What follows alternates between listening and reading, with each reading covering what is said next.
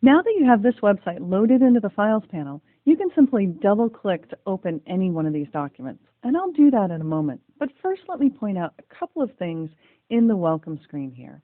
One of the things that's new in Dreamweaver CS4 is this collection of videos. These actually show you how to use some of these features.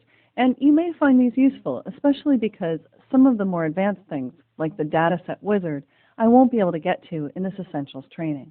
So in addition to the help files, which of course you can find under the Help menu, you'll now find those top feature video shortcuts.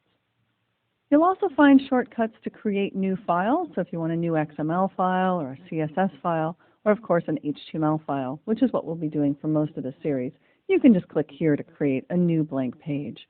And by the way, although I'm going to open a page from my photography website to have on the screen while I'm going through this chapter, you can actually create a new blank page and follow along. You just have to have some file open for most of these features to be visible. As you notice right now in the Insert panel, everything's grayed out. And here at the bottom in the Property Inspector, similarly, the features are grayed out. Until you open a file, you can't even change the way these look in the interface.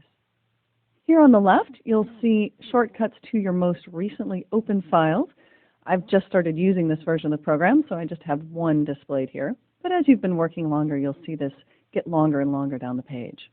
In the bottom left, just a little off the screen here, because of the settings I have for recording, there's a little checkbox. If you check that, the Welcome screen will not appear in the future. I like to keep it open because I like these shortcuts, but you can certainly close it if you prefer, and you can always get it back by going into the Preference settings in the General category. But let's start by opening a file.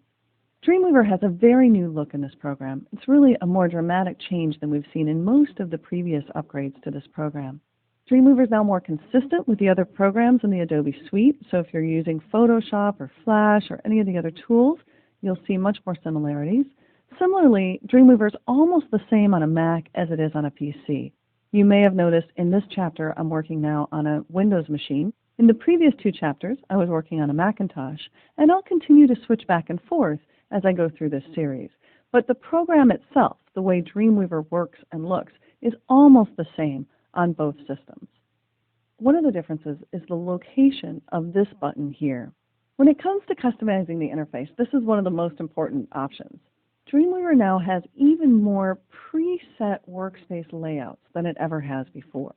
So right now I'm in the Designer option, but if I wanted to switch, say, to Coder, you'll see things look quite different here. By default, if you've never used this before, when you click on Coder, you'll just see Code View like this. But you can always switch over to Design if you want to see the design, or to Split if you want to split the view, even within the Coder settings. One of the biggest differences between the Coder and the Designer options has to do with the placement of the panels. Notice they've moved to the left side of the screen here. If I come back over to Designer, they'll switch over to the right side of the screen. You can also get the classic view. You may have noticed that the Insert panel here is now in the top right. It used to be, if you're used to previous versions, up here at the top of the screen. And if I choose Classic View, you'll see that it returns to that space and that the icons get their color back. Another somewhat subtle change in the interface in Dreamweaver is that all of the color's been removed. So here you see the classic view, the way Dreamweaver looked in previous versions, with all these colorful icons all over the screen. Almost everything has a corresponding color. But if we move into the Designer view, which is what I'll be using for most of this series, notice that everything's turned gray until I roll my cursor over it. Adobe did that quite intentionally, and the idea was to make the program blend into the background even more and bring your focus even more to the design and the colors of the design that you're actually working on. So you'll see the colors if you roll your cursor over, and you can get them back if you really want to by choosing Classic View. If you like the Insert panel over on the left, you can move it, and the way you open and close these panels is simply clicking on the gray bar. So if I click there, you see it opens. If I click here, we'll open the CSS Styles panel. Some of the panels like this have sub-panels within them or secondary panels underneath them. When you click on a style, you'll see the style properties listed in the Properties pane. If you don't see some of those things, you may have to click and drag to expand or reduce them.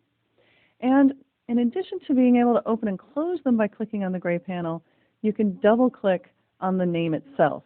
You can also move these, so you can click and drag to detach them, and you can have floating panels, which you can move anywhere around the screen or move to a second monitor if you like to have two monitors.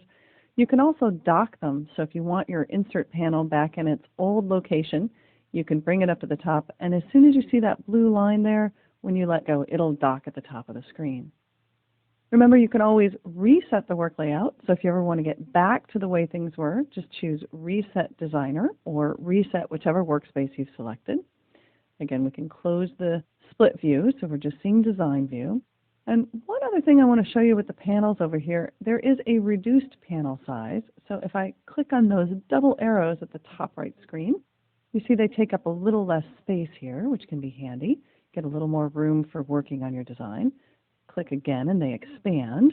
But in their reduced mode, if you click on an individual one, it will just pop out where you can use it, and then click again and it'll go away.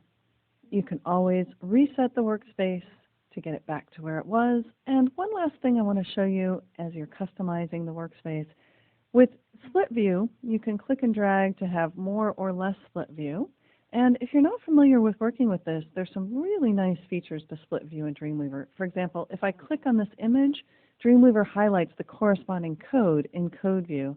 Similarly, if I click on the text here, Dreamweaver will highlight the corresponding code, and I can immediately see how and where this is formatted in the corresponding code. Very handy if you're trying to troubleshoot what's going on, or you want to learn a little HTML as you're going along. I will give you a crash course in some basic HTML code in a later chapter, but keeping the program open in split view is actually a very nice way to start getting familiar with the code.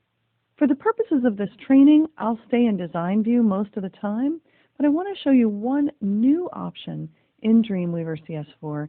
You can now split the code vertically as well as horizontally. This wasn't possible in previous versions, but if you've got a nice wide monitor and you like having the code over here on the left instead of taking up the top part of the screen, you can now do code vertically. And one last thing, if I reset Designer while I've got that set in vertical, it will stay in vertical. So that is one of the few things that you actually have to put back by selecting, again, under the View menu to return it to horizontal. And then I'll stay in Design, and we'll keep the program looking just about like this for the rest of the series.